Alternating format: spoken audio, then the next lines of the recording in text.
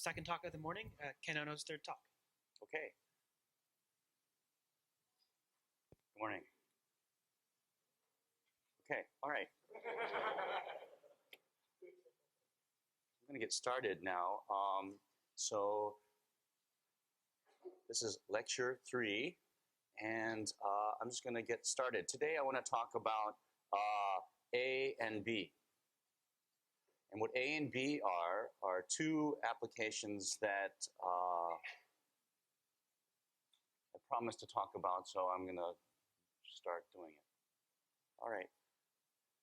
So what I want to begin talking about in A is the theory of quantum modular forms.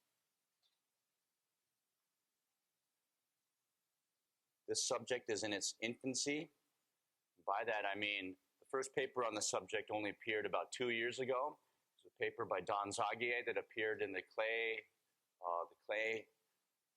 one of these clay volumes. It was a conference at Harvard in 2010, I think. And this subject is really very beautiful. So I have to start this subject. I won't talk very much about this, maybe about 15 minutes, maybe 20. What I'd like to begin with is a tantalizing example, which is called Koncevich's strange function.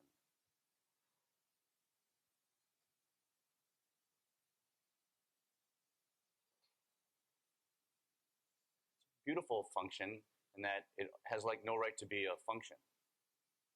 So Koncevich defines this function, capital F of Q, as follows. It's defined to be 1 plus 1 minus Q plus 1 minus Q times 1 minus Q squared plus, well, and so on. It's equal to the sum 1 plus the sum n equals 1 to infinity of 1 minus Q times 1 minus Q squared through 1 minus Q to the n. So the Koncevich's strange function as a basic hypergeometric type series is defined in this way. Can anybody tell me what the constant term is of this series? How about the coefficient of Q? How about the values of this function like anywhere? So this is very strange, right? This is it looks like a combinatorial device. And one thing that's clear is that, well, let me tell you about some facts. The first fact is that this function f does not converge. Well, what's the answer to that question?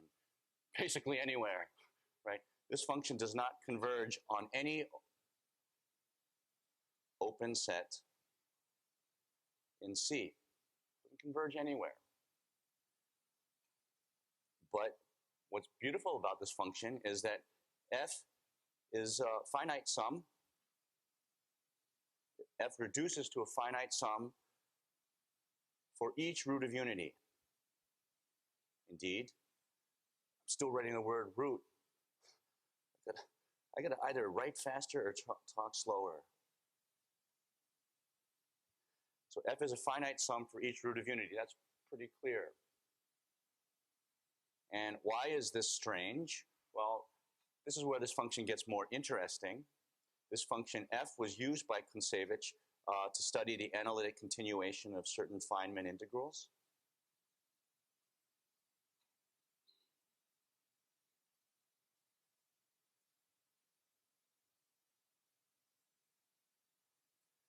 And it turns out that this function has some delicate analytic properties related to values of L functions. Turns out that this power series, if you replace Q by e to the minus t, use the Taylor expansion for the exponential function, and then produce this as a power series in t, it turns out that f of e to the minus t is a convergent power series. Let's say a of n t to the n. Why is that clear? That's clear because the exponential function, if q is e to the minus t, starts with constant term 1. So 1 minus 1 is 0. When you start multiplying these things together, you get this beautiful diagonal series of sequence of diagonal series. that start with larger and larger powers of t, and they converge. So it turns out that this is a convergent power series in t, and it gives L values. This gives L values, and it gives L values for the Dirichlet L function L chi 12 of S, where chi 12 is the Kronecker character for Q adjoining the square root of 3. And quite frankly, these last two applications are quite fancy for a function that doesn't converge anywhere. It doesn't seem like it has the right to exist. So what is this function? One of the first theorems is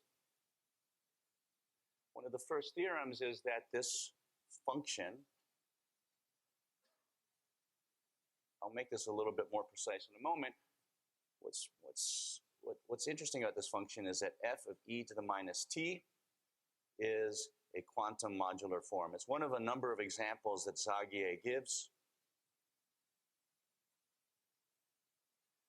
And this is, it's basically the first really interesting example of the subject of quantum modular forms.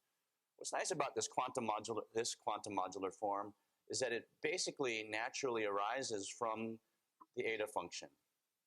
This arises naturally from Dedekind's eta function. This can be seen in a number of ways, but let me just be somewhat heuristic about that.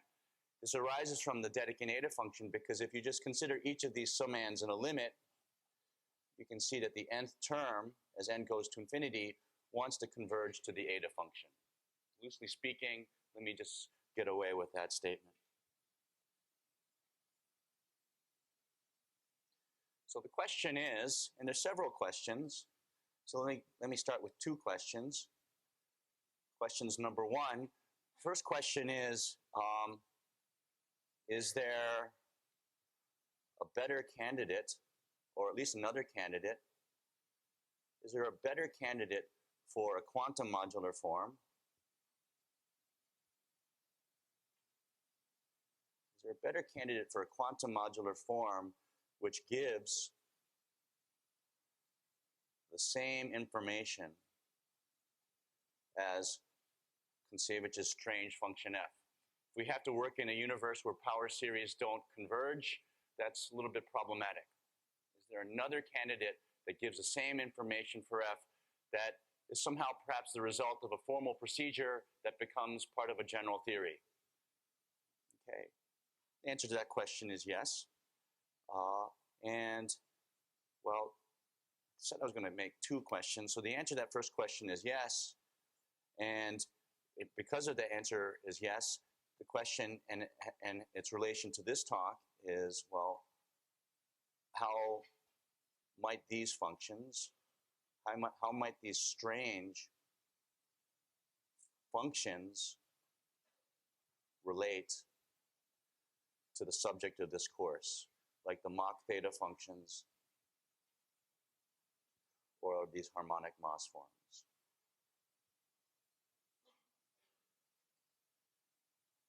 Okay.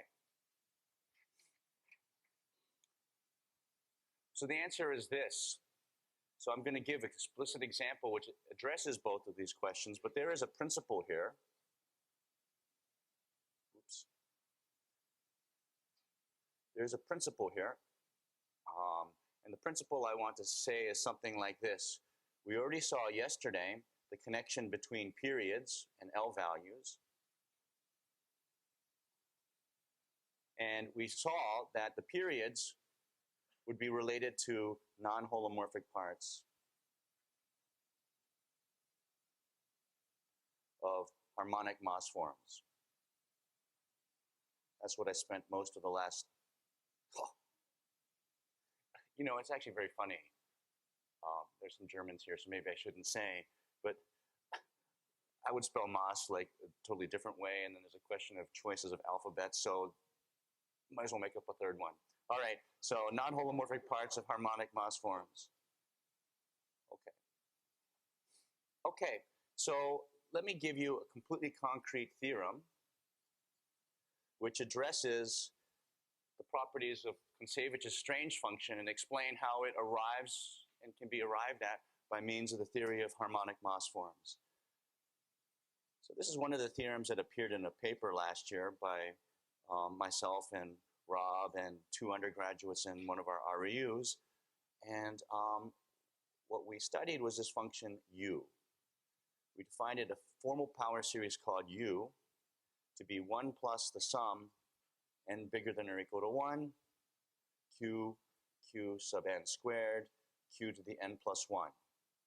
So let me just tell you what this notation means.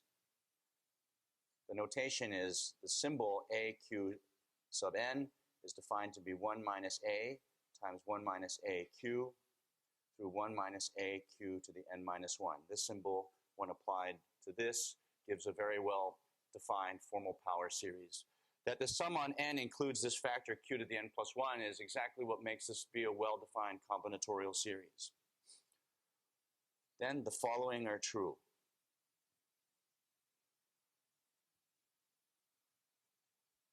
The following are true. 1, well, this function u of q is well-defined,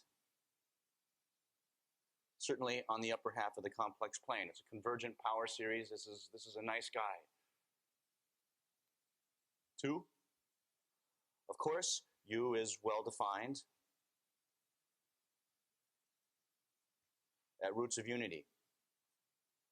For exactly the same reason that f was so pretty to look at roots of unity. At some point, all of the values you'd be summing up are identically 0. But it gets a little bit more interesting. If q is a root of unity,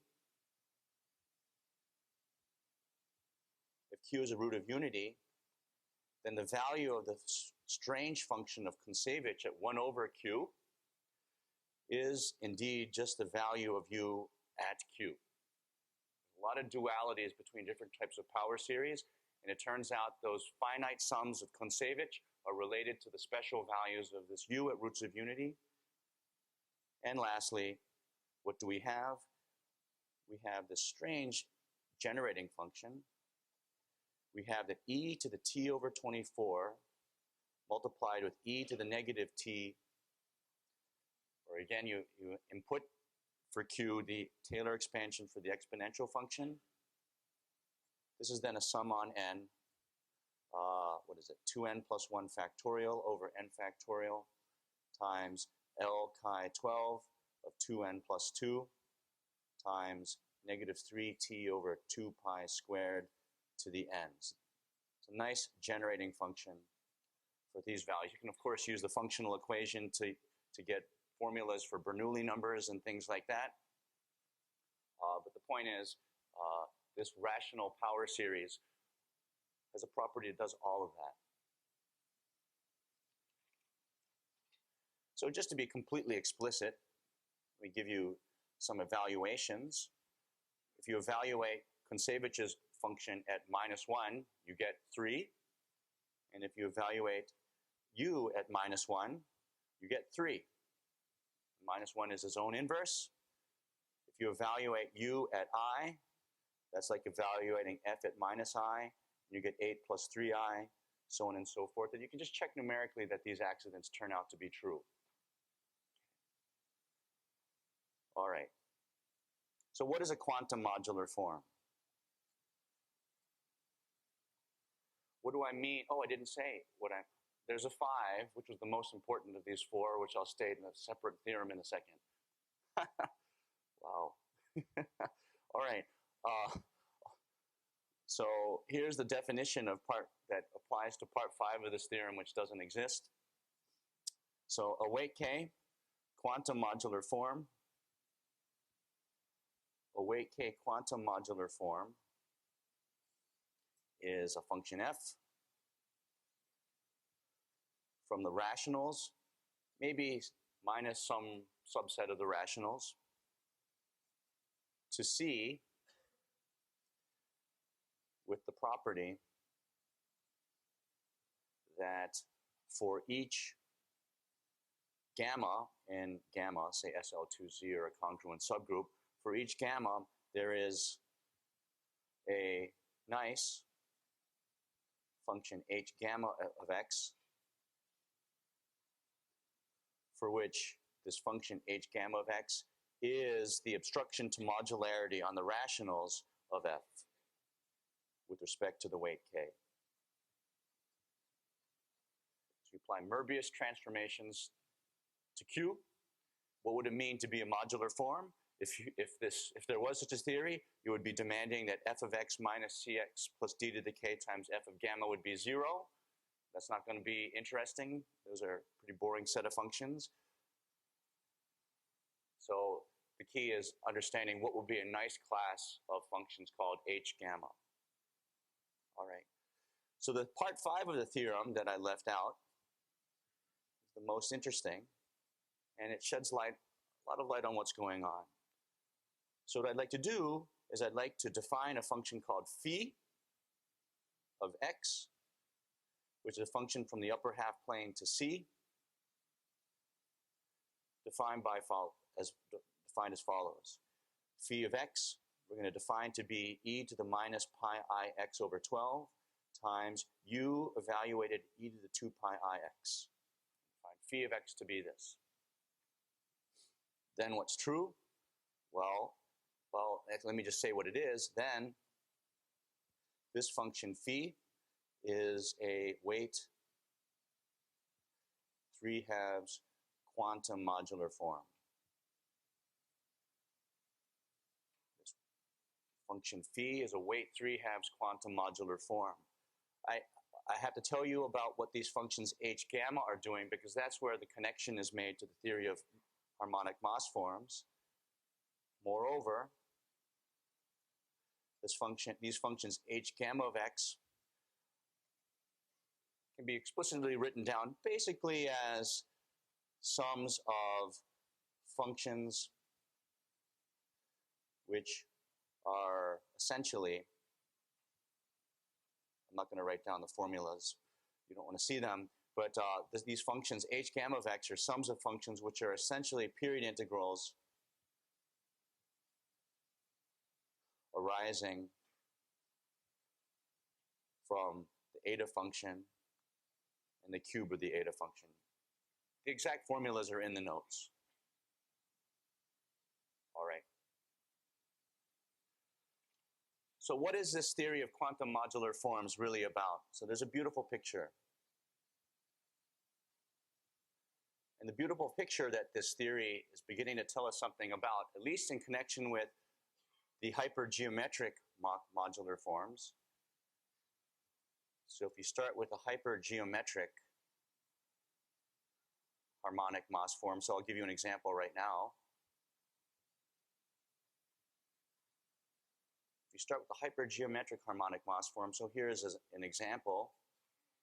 We could consider Ramanujan's f of q from yesterday, 1 plus the sum on n, q to the n squared divided by 1 plus q squared times 1 plus q squared squared through 1 plus q to the n squared. This, as we described last time, is the holomorphic part of a weight 1/2 harmonic Maass form.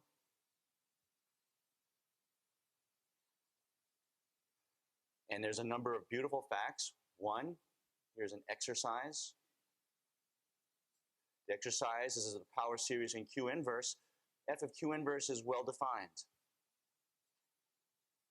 Q inverse is well defined. It returns a power series.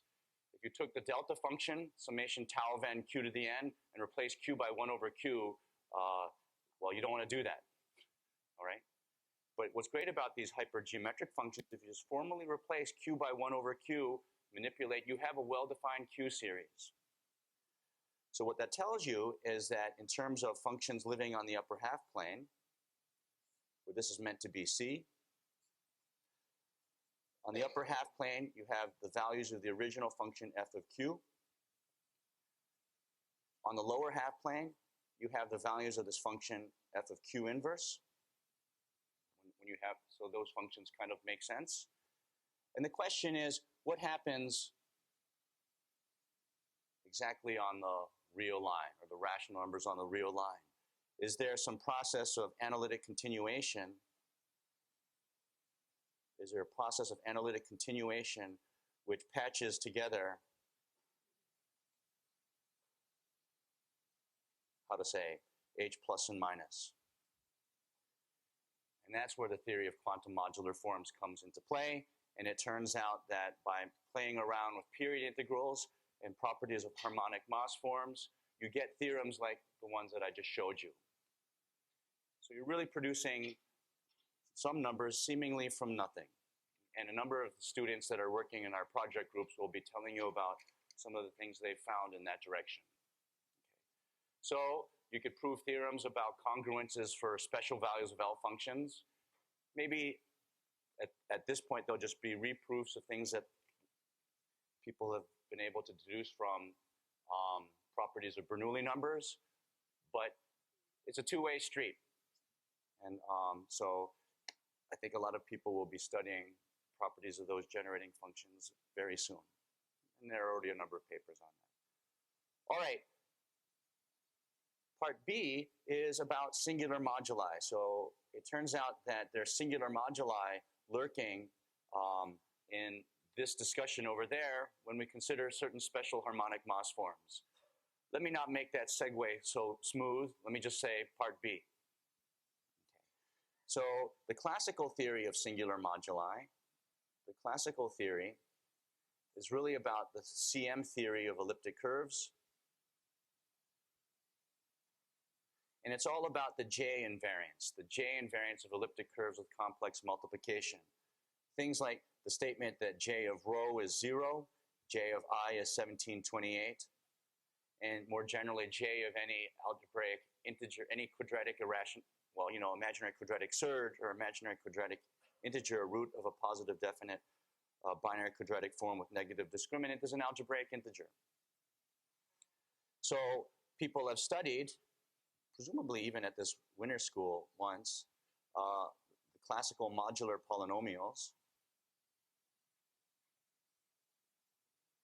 And these would be the polynomials, say, h minus d of x, which are defined to be the product of a number of ways. Let me define it this way. You take a product over all the representatives of discriminant minus d, primitive, positive, definite, binary quadratic forms under the action of gamma, x minus j of alpha q, where alpha of q is the corresponding CM point for the quadratic form q.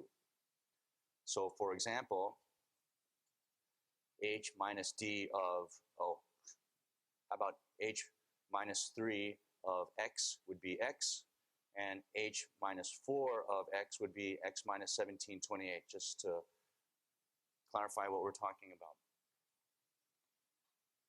It's a very rich theory, and there's a famous theorem of Gross and Zagier that I want to use as motivation for some of the theorems I'm about to explain. This theorem of Gross and Zagier implies that if you factorize, or if you consider the Hilbert class polynomial, these are the Hilbert class polynomials, I guess I should say that.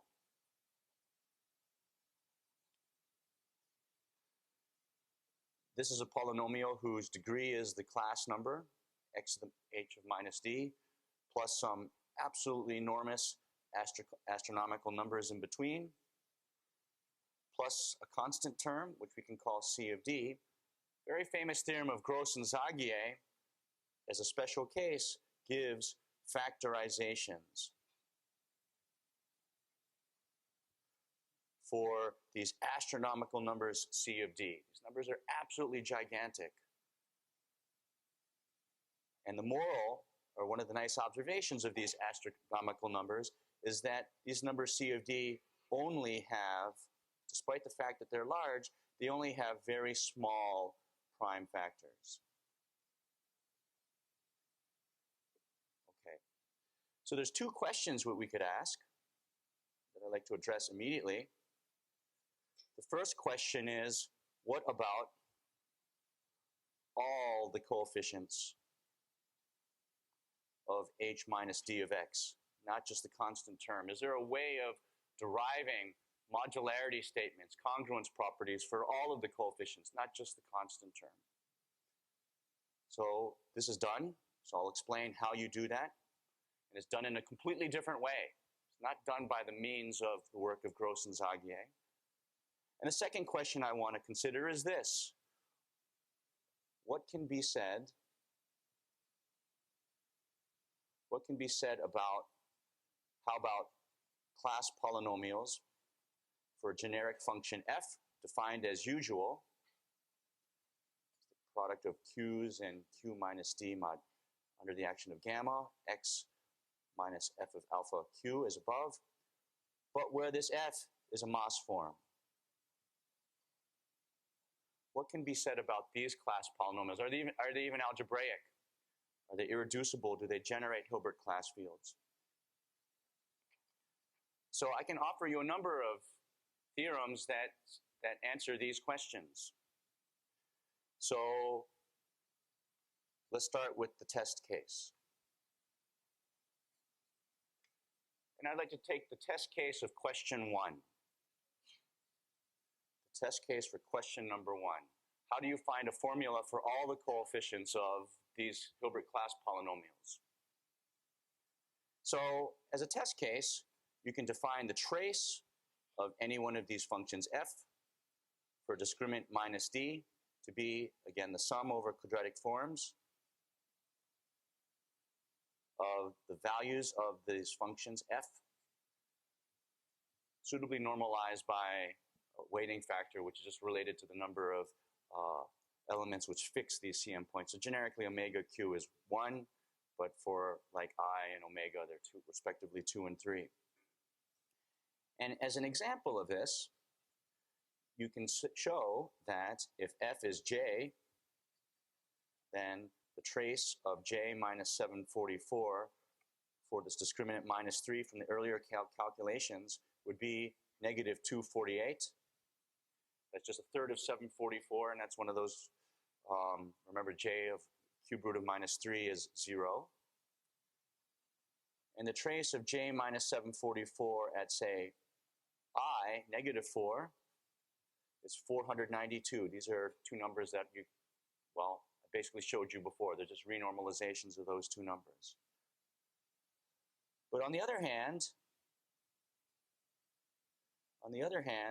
if we consider this weight 3/2 modular form, eta of z squared times the Eisenstein series E4 evaluated at 4z divided by this function eta 2z times eta 4z to the 6, and write it out as a q expansion, what you get is that this is negative q to the negative 1 plus 2 minus 248q cubed plus 492q to the 4th, so on and so forth, where these two numbers are these two numbers.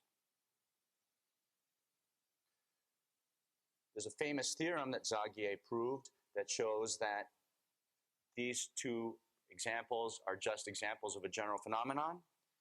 And the theorem is this: let f be any polynomial in the j function. Let's say with integer coefficients, but that's not important. Let f be any polynomial with the j function, okay? Then there is a principal part. There is a principal part at infinity, AF, such that AF of z plus the sum trace f of what? Minus d, q to the d, is a weakly holomorphic modular form of weight 1/2 in the Conan plus space. For every polynomial in J, there is a generating function whose coefficients in order are the traces of these J invariants. So what I'm about to say is a little bit disingenuous, but it's just elementary high school algebra to make it precise. You all know this. This is just something arising from the Newton formulas. The moral of the story is something like this. So I'm going to put this in quotes because this is most definitely not exactly true. But the moral of the story is that the coefficients of Hilbert class polynomials, for example, J, if J is fixed, the coefficients of fixed degree below the class number is essentially the Fourier expansion of a weight 3/2 modular form. So there is a modular form whose second coefficients, whose coefficients in order are the second coefficients of the Hilbert class polynomial. So you can imagine assembling a grid of these guys and reading off the coefficients by column and almost be in a situation where you're reading off the coefficients of the Hilbert class polynomial. And I think that's a beautiful theorem.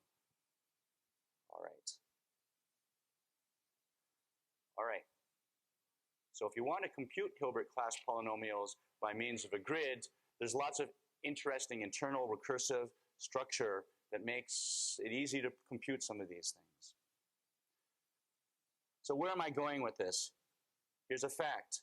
We already know that the space of harmonic Maass forms of weight 2k contains the space of modular forms of weight 2 minus k. And of course, in the case where k is 2, this includes j. Right here. So, the question is Zagier's theorem part of a much bigger picture? Okay, so Zagier's theorem is proven by making use of various generalizations of what are called the class number relations of Kronecker. That only goes so far. So let me tell you about what is true in a little bit more generality. So I guess the first case I want to consider is the simplest harmonic Maass form you could write down. So easy case. Easy case for some of these questions. One easy case pertains to the Eisenstein series E2 of Z, decorated, which remember was, well, this is the almost harmonic Maass form.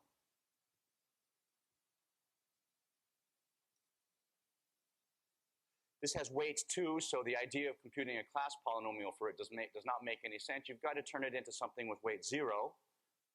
So what I'm going to do is I'd morally like to define a function called gamma to be what? E4 of Z times E2 star of Z divided by E6 of Z times the J function. This is not going to be really the right candidate for function, but this is morally the function that I wish to study. So this will have weight 0. It's on SL2Z. And it turns out that gamma of alpha q's are always algebraic. So here's a Maass form. Its values are algebraic at CM points. So what you could do is you could build a table.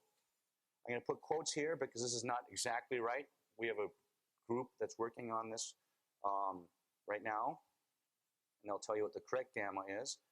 But subject to this little minor white lie, I could compute for you and show you some of these singular polynomials. So if you do that, what you get is, like for -3, this polynomial is x minus 23 over 2 to the 11th times 3 cubed. For -4, it is x.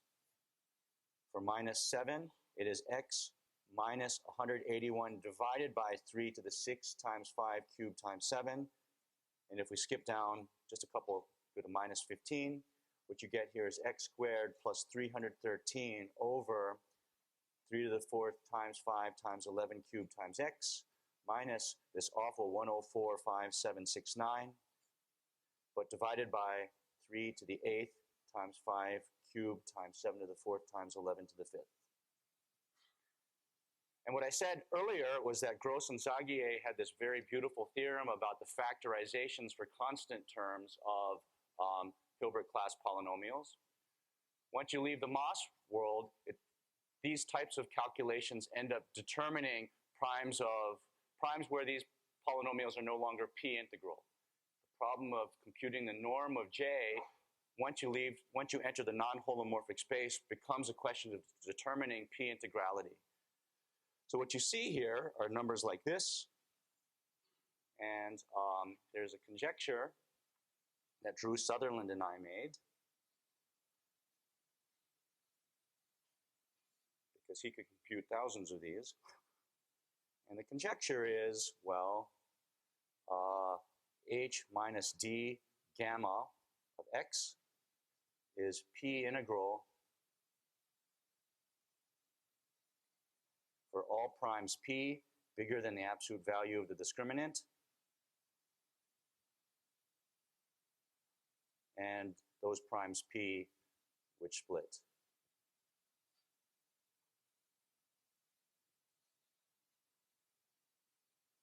Okay, so we have a group that's going to show how you can use the theory of Maass forms to, maybe by Wednesday they will have proven this. If not, they'll be very close.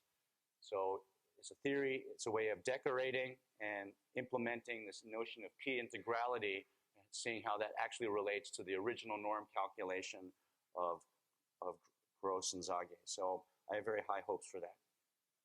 All right. Now, the less easy example, the more interesting Maass examples are what follows next. The true harmonic Maass examples follow in this way. So time is somewhat limited, so let me say the following. For example, on any congruent subgroup gamma 0n, there is a canonical sequence. There's a canonical sequence of weak Maass forms on gamma 0n of weight 0 and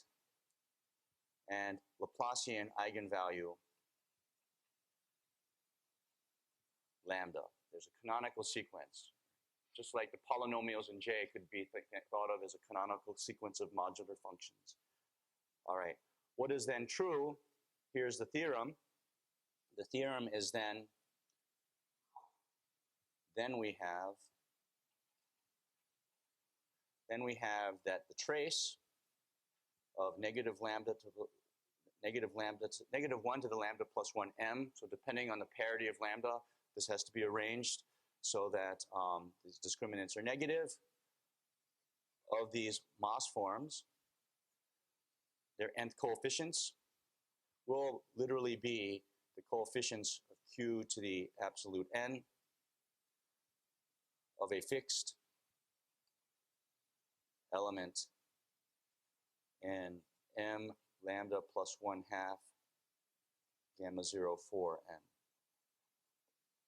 Okay. So in particular, note lambda equals 1 is precisely the case where this family of functions, the set of functions f lambda, is equal to the polynomials in J, and where n is 1. Okay. All right, so this proof, so this lambda equals 1 in the polynomials in J, this is what I presented a few moments ago as this theorem of Zage. This theorem doesn't follow from the Kronecker class number relations. Yeah. So lambda equals 1 of level 1, this is exactly Zage's theorem.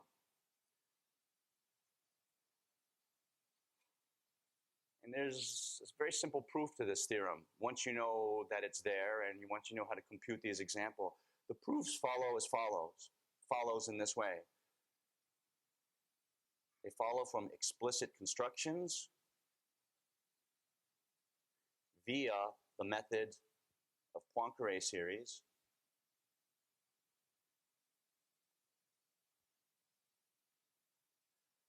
Something that I'm just going to call Kloostermania, which plays an important role in a lot of analytic number theory, but this Kloostermania is actually completely, elementary, in the sense that you can take a finite Fourier transform of these Kloosterman sums and find that, and you can find formulas which are already, by definition, traces of CM points. This idea is kind of well known. It's appeared several places in the literature. I guess a good place to read about it if you're interested in this type of procedure would be this paper of Katak and Sarnak, probably in the early 80s, and I think it was the Israel Journal of Math. So if you've ever looked at Kloosterman sums and felt like it wasn't the stuff of algebraic number theory, it turns out that a large class of these Kloosterman sums are just almost by definition a process for encapsulating traces of singular moduli. All right. So as a special case, we have a group that will be studying the following problem. Suppose you have a cusp form F, and suppose that F in SK gamma 0 n. Suppose this is a Hecke eigenform. Suppose that F in SK is a Hecke eigenform, normalized. By what I talked about yesterday, this differential operator xi 2 minus k surjects onto the space SK. And so there's going to be some harmonic Maass form G in H of 2 minus k, a nice one. There'll be a nice harmonic Maass form G that xi takes to F. There's a canonical differential operator that I'm just going to denote by del 2 minus k, that will map this G into the space of Maass forms of weight 0 on gamma 0 n. Non-holomorphic differential operator. Many people have studied this, most notably, I guess, Shimura. And what do we have? We have a theorem that says that the traces of the singular moduli for del 2 minus k of this G, which we obtain by beginning with this F, are coefficients of modular forms.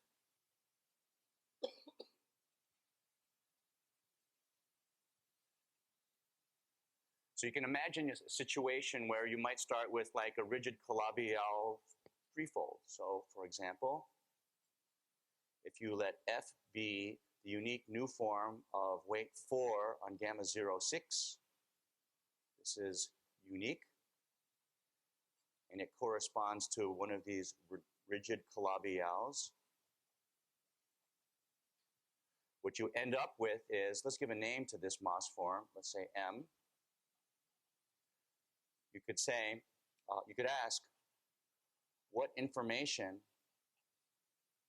does M and its singular values at CM points reveal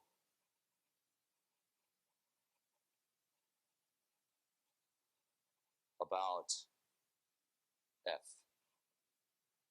All right. And one of our groups tomorrow, I think, might talk about this, or Wednesday. All right. So in this special case, in this particular case, what you actually get is you get Ramanujan's, the Ramanujan-Euler partition function. So in particular, there's a lot that we know about the congruence properties of this particular weight 4 modular form, which can be read off from some of the elementary ones, not all of the mod powers of 5, 7, 11, say. Some of them can be read off from these sorts of calculations. All right.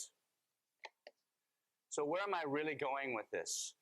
So part of my point that I wanted to make is that somehow, and this is either by means of Kloostermania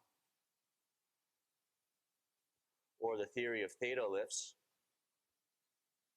and the theta lifts I'm speaking of are derived by using the Kudla-Milson theta functions. The moral is that somehow by using these devices, we're in a position where we can answer questions like this. Suppose you have a divisor Suppose you have a divisor on a modular curve, say x0n, which corresponds to a modular function f on that modular curve. Suppose there's a divisor you know corresponds to some modular function. Question is, how do you construct this f? How do you construct this f? How do you construct this f? Seems innocent enough. If I told you there's a polynomial of degree 3 whose roots are 1, 2, and 3 and is monic, you'd all laugh at me. You'd say the polynomial is x minus 1 times x minus 2 times x minus 3. How do we do that in the theory of modular forms? I give you 3 points. Find me a modular form that has a modular function that has a triple pole at infinity that vanishes at those 3 points. It's easy to prove it exists. How do you find it? So how do you construct f? And moreover, how do you bound, if that makes sense, how do you bound the ring of definition of its Fourier coefficients? How do you do that? All right, that's a great question. I wish I could give you the answer, but I'm going to give you some answers. So it turns out that this is precisely the question that you have to answer if you want to use the Gros-Sagier formula to compute derivatives of L functions. This is the Gros-Sagier problem, right? If you want to compute the height of a Heegner point, you want to use their formula. In principle, you're just asking, when is a Heegner divisor going to correspond to a modular function whose coefficients live in the Hilbert class field? All right. So it turns out that when I was talking about these traces of singular moduli, I was kind of just leading you up to this theory of generalized Borcherd's products.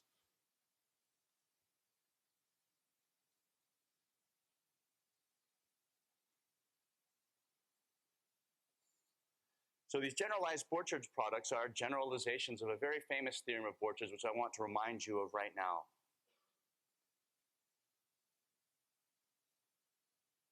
So Borcherd's proved in the around the early 90s, he proved an isomorphism that was something like this.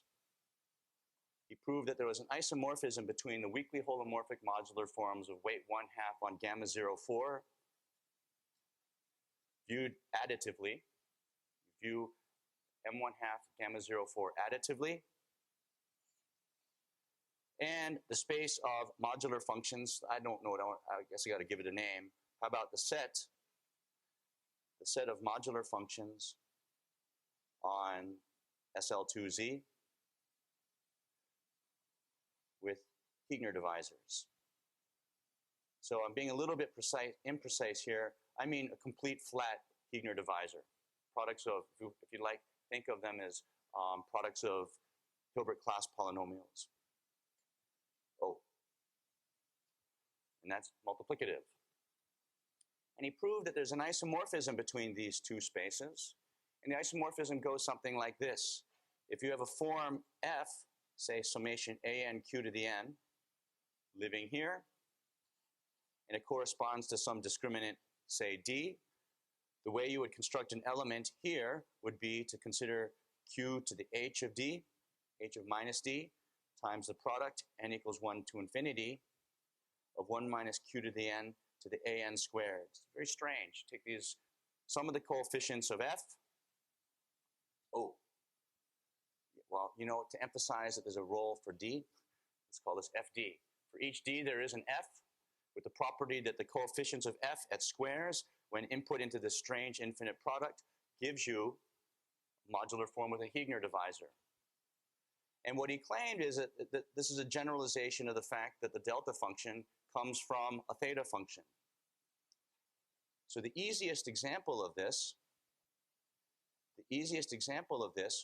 would be to say consider f1 to be the Jacobi theta function, which is 1 plus 2q plus 2q to the 4th, so on and so forth. This will be the only holomorphic guy in the set m1/2. And under this map, well, under this map. They put H star because its star has to be decorated in this way. What you got would be that 12F1, which equals 12 plus 24Q plus 24Q to the fourth, so on and so forth. This function would map to the delta function because this is Q times infinite product n equals 1 to infinity of 1 minus Q to the n to the 24th. These numbers a of n squared throughout are stably 24. And he said, of course, generalizing the infinite product expansion for delta, we have this crazy isomorphism between an additive space of modular forms and the multiplicative space of modular forms. What I didn't say, and I guess I should have said, is that these forms will have a divisor whose support consists of the CM points of discriminant minus D. All right. Well, here's the generalization. The generalization is we now have a map from the space of weight 1/2 harmonic Maass forms to a larger class of modular functions, with CM divisors, in particular the twisted divisors, the twisted CM divisors in the sense of Gross and Zagier, where this additive structure goes to this multiplicative structure.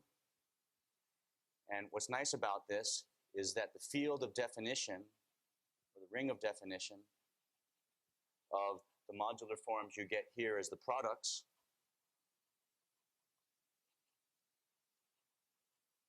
arise exactly from the individual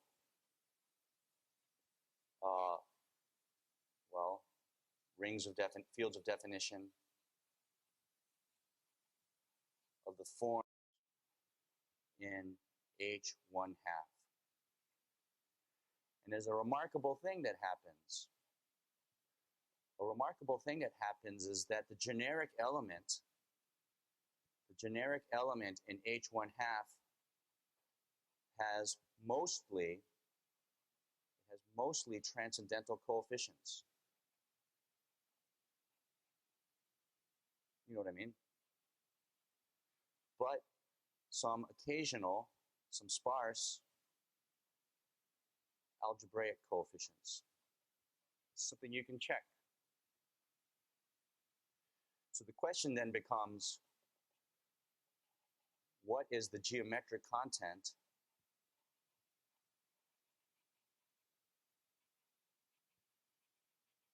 of the algebraic coefficients? What is the geometric content of the algebraic coefficients? There's got to be a reason behind that. I forgot when I started. It doesn't matter. When am I supposed to end?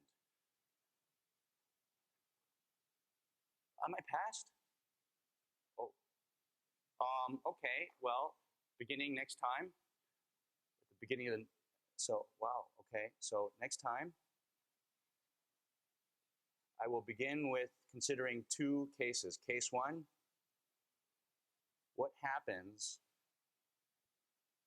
in these products for forms F in H1/2 intersect like ZQQ? What happens when the coefficients are always integers?